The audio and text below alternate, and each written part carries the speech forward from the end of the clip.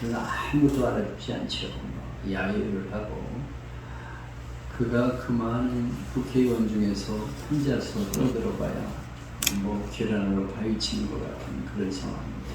그러나 그는 포기하지 않고 계속해서 국회 안에서 국회 밖에서 그 운동을 펼쳐나갑니다. 그리고 마침 26년 후에 그의 내용이, 그의 주장이 이제 상정이 되어가지고 법안으로 통과를 하게 됩니다. 노예무역제도를 폐지한다 이렇게 통과를 하고, 그러고 나서 그는 이제 죽게 되지요. 그는 그 사명을 위해서 일생을 살다간 사람이었어요. 그리고 그의 노력으로 영국이 노예무역제도를 폐지함으로써 미국도 링컨 대통령에 의해서 노예무역제도가 폐지됩니다. 이 윌리엄 포스가 없었으면 미국도 여전히 어쩌면 지금까지도 노예를 부리고 있었을지도 모릅니다. 그의 헌신, 그의 노력, 하나님이 내게 하라고 하신 그 사명을 위해서 그는 일생을 달려갔습니다. 하나님 우리에게 무엇을 말씀하고 있는가 하는 것을 우리가 듣고 그것이 나의 사명이라고 느낄 때는 그 사명을 향해서 달려가야 되는 것이죠. 세상에 알아주지 않고 아무도 내 말에 귀를 기울이지 않지만 정의를 외치고 올바른 길을 외칠 수 있는 것이 바로 그리스도인들입니다. 오늘 이 시대에 어두워가는 이 시대에서 그래서도 우리는 우리의 사명을 감당하면서 내가 해야 될 외침을 외칠 수 있는 그런 그리스도인으로 살아가야 되겠습니다. 아멘. 로마서는 1장에서 11장까지는 교리, 우리가 무엇을 믿는가 하는 것을 말하고 있습니다. 우리 신앙의 뼈대, 우리 몸에 뼈가 있어야 우리 몸이 유지가 되죠. 뼈 없는 인간, 완전히 걸어다닐 수도 없고 움직일 수도 없잖아요. 이 신앙의 뼈대가 바로 교리입니다. 우리가 무엇을 믿느냐? 신앙 고백, 이것이 바로 교리죠. 이런 여러 가지 교리들이 있습니다. 그리고 12장부터 16장까지 그 내용은 믿는 사람은 이렇게 살아야 된다. 그리스도의 윤리를 말하고 있어요. 오늘 본문 1절과 2절은 기독교인의 윤리에 대한 총론, 여기서부터 기독교인이 펼쳐나가져 나가는 그런 내용입니다. 여기 그러므로 형제들아 이렇게 말하고 있는데, 앞에서 우리가 이것을 믿어야 된다 이렇게 말씀한 사도 바울은 이제는 형제들아 이렇게 부르면서 지금 권면을 하고 있어요. 권면은 부드럽게 해야 되는 것이죠. 권면을 하면서 명령을 하고 막 이러면 누가 따르겠어요? 그래서 부드러운 마음으로 형제들아 하면서 지금 권면을 하고 있습니다. 권면은 이렇게 부드럽게 이렇게 이루어져야 됩니다. 그리고 스스로 그 권면을 받아들여서 자기 삶을 살아나가야 되는 거죠. 명령이 아니에요. 이건 너희는 이렇게 살아야 된다. 그러므로 우리는 이렇게 살아야 된다. 우리는 형제 아니냐. 우리는 하나님이 사랑하는 형제들이다. 그러므로 이렇게 살아야 된다 하면서 이렇게 권면하고 있어요. 우리가 좀 못마땅한 게 있어도 명령하는 말은 가능하면 하는 게 좋습니다. 권면하는 말로 이렇게 해야 되지 않겠냐, 이렇게 살아야 되지 않겠냐, 이렇게 부드럽게 권면을 해야 되는 것이죠. 사도 바울의 이 태도는 우리가 본받아야 될 것입니다. 여기 본문에서 그는 먼저 제사를 말하고 있어요. 너희 몸을 하나님이 기뻐하는 거룩한 산제사로 드리라.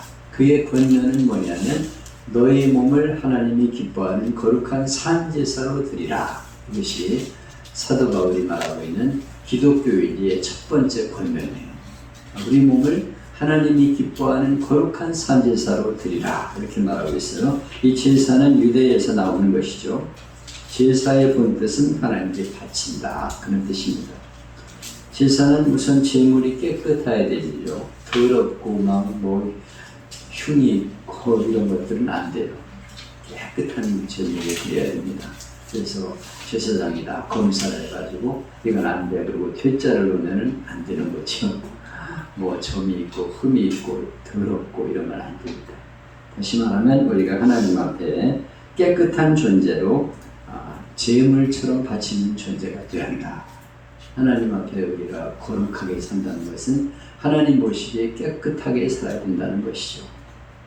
더럽게 추하게 살면서 하나님 앞에 제물이 될 수는 없는 거죠.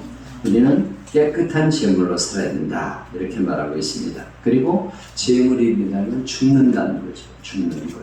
산 거를 바칠 수는 없어요. 죽여서 드립니다. 마찬가지로 하나님께 나를 생명을 바치는 마음으로 우리가 살아야 된다. 난 하나님께 드리는 존재다. 난 하나님께 바쳐진 존재다. 이런 마음으로 살아야 된다는 것입니다. 우리는 하나님께 바쳐진 제물이 되는 것입니다.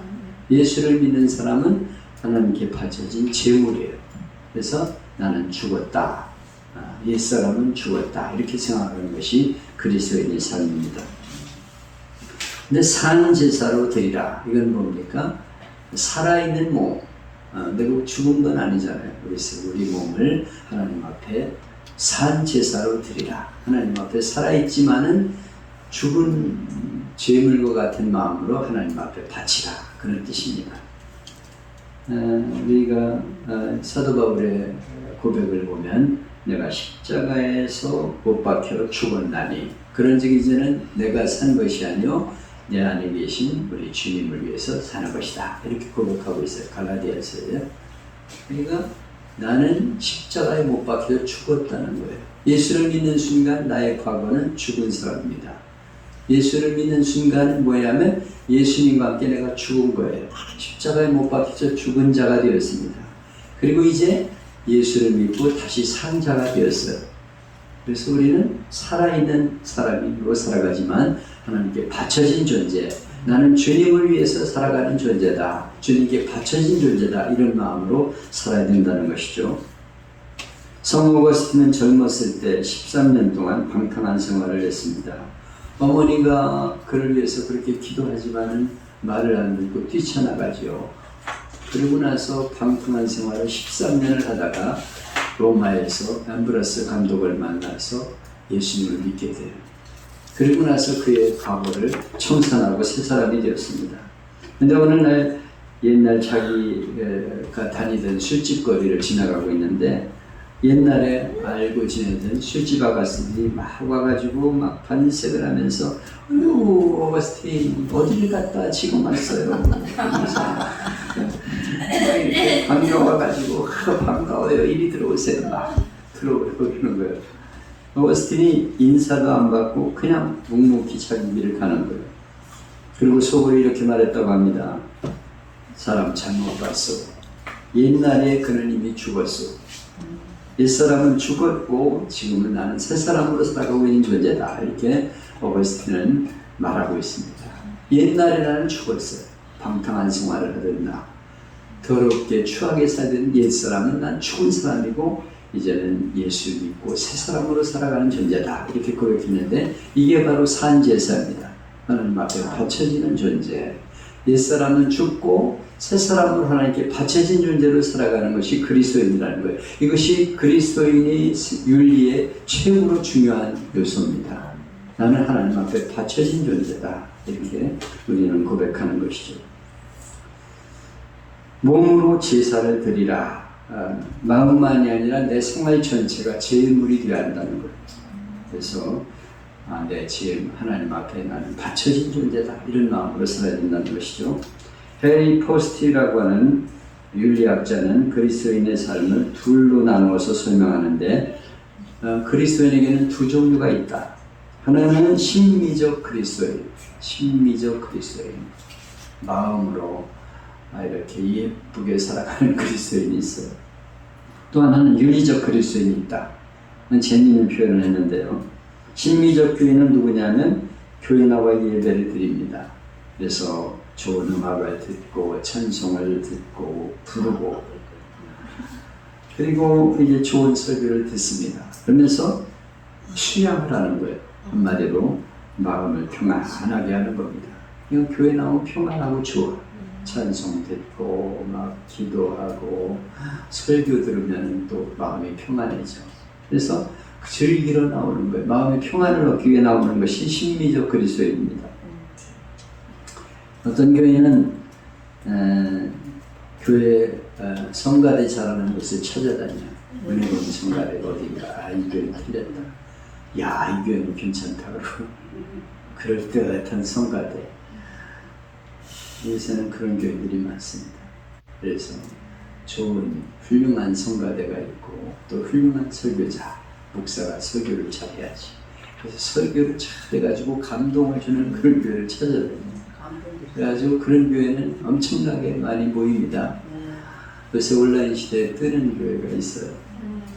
이찬수 목사 교회가 이렇게 뜬데 엄청난 조회수가 있습니다. 교회를 안 가니까 사람들이 자기 교회의 설교는 안 듣고 그 설교를 틀어놓고 듣는 거예요. 그래가지고 그는 엄청난 인기를 누립니다.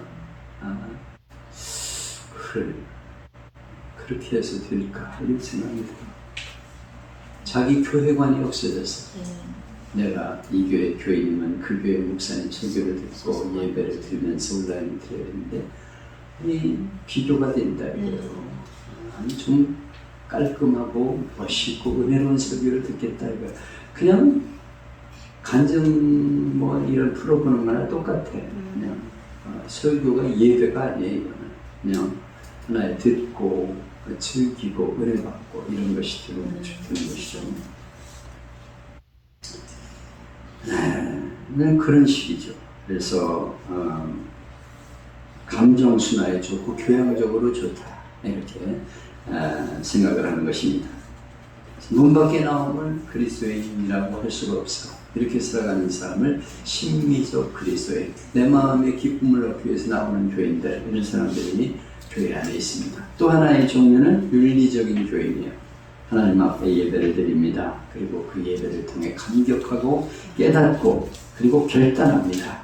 그리고 거기서 얻은 힘 그리고 공급받은 능력으로 살아가는 것입니다.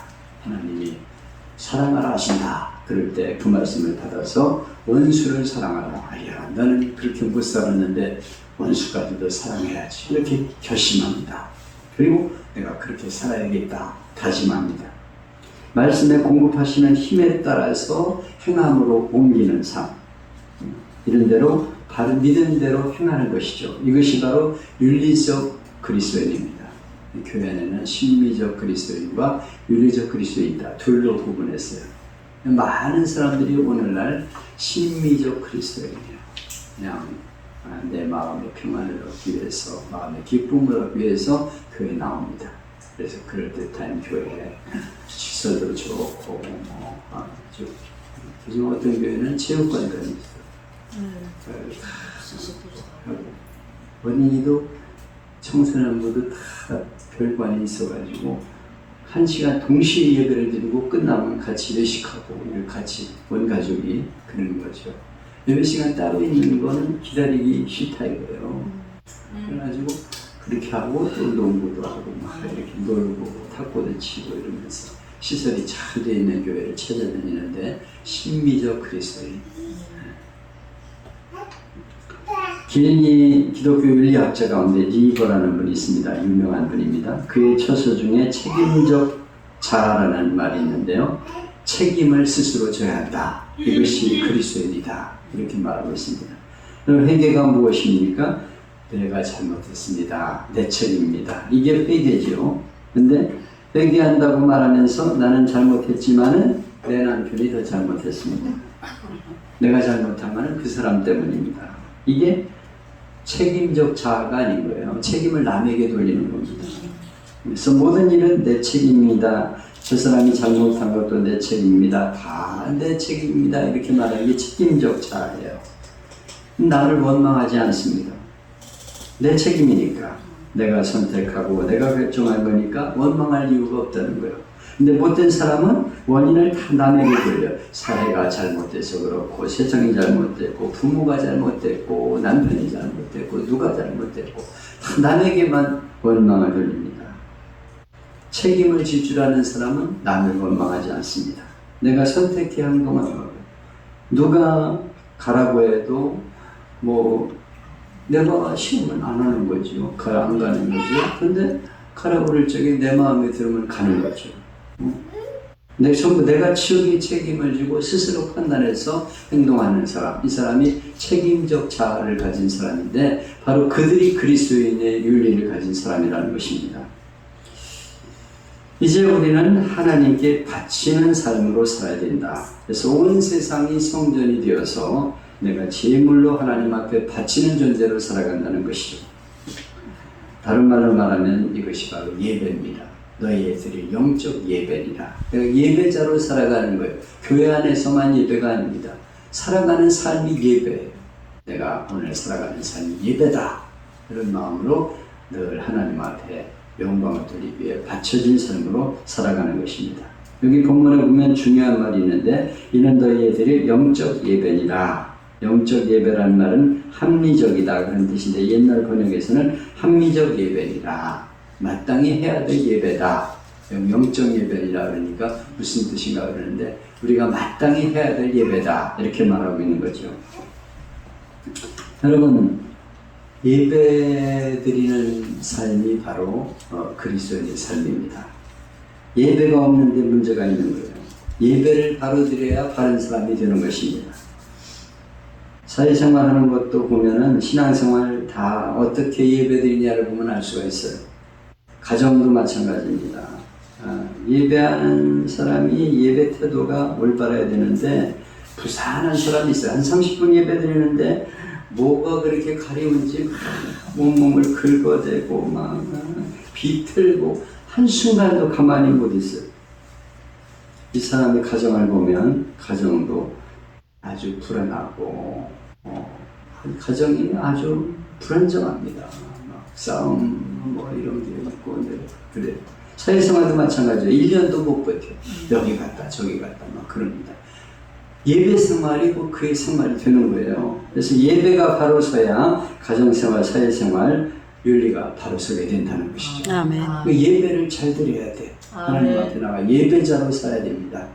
예배 드리는 거 보면 그의 삶을 알 수 있다는 거예요. 어떤 사람은 교회 와서 예배 드리면서 계속 핸드폰만 가지고 만지고 있잖아요.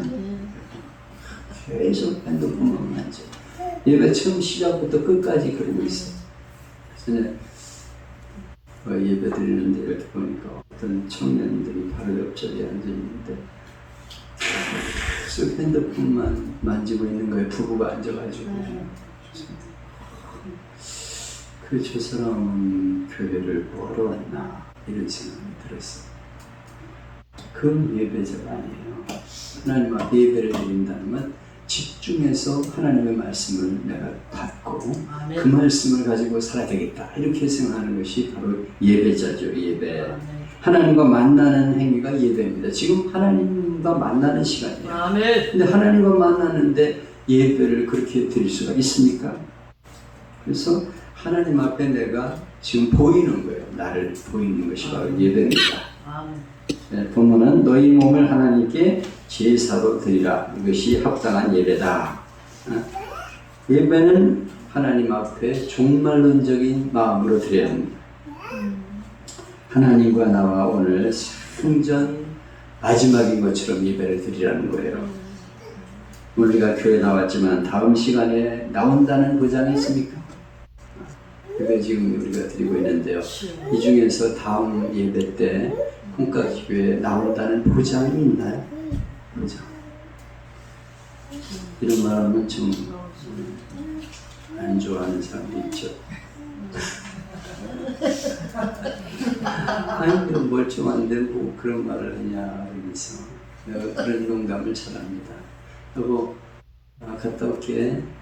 내가 살아있으면 또 만나. 야 그런 말을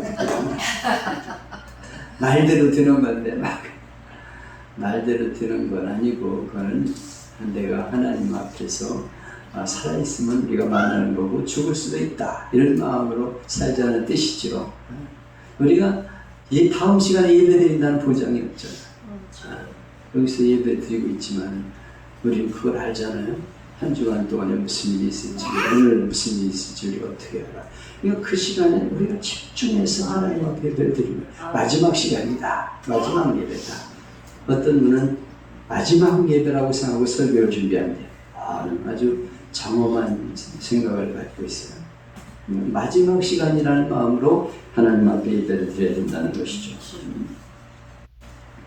내가 말하는 것도 하나님이 들으신다. 행동하는 것, 가고 오는 것 하나님이 들으신다. 이런 마음으로 가정에서 하나님 앞에 예배드리는 마음으로 살고 직장에서 사회에서 그런 마음으로 살아야 된다는 것이죠. 전에 오는 얘기가 있습니다. 어느 시골교회에서 일주일 동안 부흥했어요. 모두가 다 은혜 받고 막 은혜가 충만해서 기뻐하면서 돌아가는데 갑자기 어떤 여자가 이불 보따리를 싸가지고 예배당을 하나 들어오는 거예요. 자세히 보니까 그 교회 장로님 부인이야. 권사님이야. 그래서 아니 왜 보따리를 가지고 오세요? 그랬더니 이 장로님은 교회에서는 천사인데 집에서는 악마예요. 그러니까 난 교회 와서 살려고 그래요. 그러더라고요. 그런 경우가 많아요. 사실은 교회에서는 천사인데 집에 가면 악마로 노릇하는 사람들이 많잖아요. 삶이 다른 거예요. 여기서는 예배자고 집에서는 예배자가 아니에요. 이렇게 살아서는 안 된다는 것이죠. 본문은 말씀하고 있습니다. 너희는 이 세대를 본받지 말고 마음을 새롭게 함으로 변화를 받아 하나님의 선하시고 기뻐하시고 온전한 뜻인 무엇인가 분별하도록 하라. 이 세대를 본받지 말고 유행 따르지 말라는 거예요. 세상 사람들 따라가지 말라는 거예요. 세상 사람들은 뭐 어떻게 살든지 그걸 자꾸 따라가지 말라는 거예요. 요새가 대세가 그런데 이런 말 하지 말라는 거죠. 근데 요새 그렇게 사는 사람이 어딨냐 뭐 이러면서 자꾸 남 얘기를 하고 있어요. 그리고 이 시대를 자꾸 얘기를 합니다. 그래서는 안 된다는 거예요. 우리 하나님 말씀이 기준이 돼야지 무슨 세상을 자꾸 따르는 거예요. 세상의 유행을 따라가지 말라는 거예요. 오직 하나님이 원하시는 뜻이 무엇인가, 선하시고 온전하시고 기뻐하는 뜻이 무엇인가를 늘 생각하며 살아라. 분별하며 살아라. 세상과 다르게 구별하면서 살아야 된다. 그렇게 말씀하고 있습니다. 너희는 마음을 새롭게 함으로 변화를 받아. 이거는 마음이 본질적으로 변화가 돼야 된다는 거죠. 예배하고 그 말씀대로 살려고 노력하는 마음의 변화가 일어납니다. 마음이 새롭게 될 수 있어요. 하나님의 깊은 뜻을 알게 됩니다. 전에는 몰랐습니다. 근데 이제는 오묘한 것을 알게 되고 하나님의 뜻을 알게 됩니다. 아, 여기 하나님의 사람이 있었구나. 하나님 이걸 원하는구나 하는 것을 깨닫게 됩니다. 그래서 변화가 되는 거예요. 나도 모르게 자꾸 변화가 됩니다. 옛날보다 점점 변화가 돼요. 예수를 믿음으로 자꾸만 변화가 되는 것이 그리스도의 삶이 되었다는 것을 말하고 있어요. 아멘. 여러분, 우리가 예배하는 자세가 어떤가를 한번 돌아보면서 하나님 앞에 예배자로 살아야 되겠다. 교회에서나 가정에서나 직장에서나 사회에서나 나는 하나님 앞에 바쳐진 삶이다. 예배하는 삶이다. 이런 마음으로 살아가겠습니다. 그렇게 될 때 우리 자녀들이 지켜봐요. 야, 예배는 저렇게 살아가는구나. 그리스도인은 바로 저렇게 사는구나. 그리고 닮아가는 거예요. 야, 우리 부모 보니까 하나님 없다. 이렇게 생각하면 신앙이 되겠습니까? 근데 부모님을 보니까 나도 모르게 존경스럽고 따라가고 싶은 거예요. 야, 저렇게 사는 거구나. 이것이 예배자의 삶입니다. 그리고 다른 사람들이 볼 때, 야, 부럽다. 나도 저렇게 살고 싶다. 이런 마음이 들어서 우리 삶이 전도지가 되어야 된다는 거예요. 야, 저분처럼 살고 싶다. 이것이 올바른 예배자의 삶이고 그리스도의 윤리임을 말씀하고 있습니다. 아멘.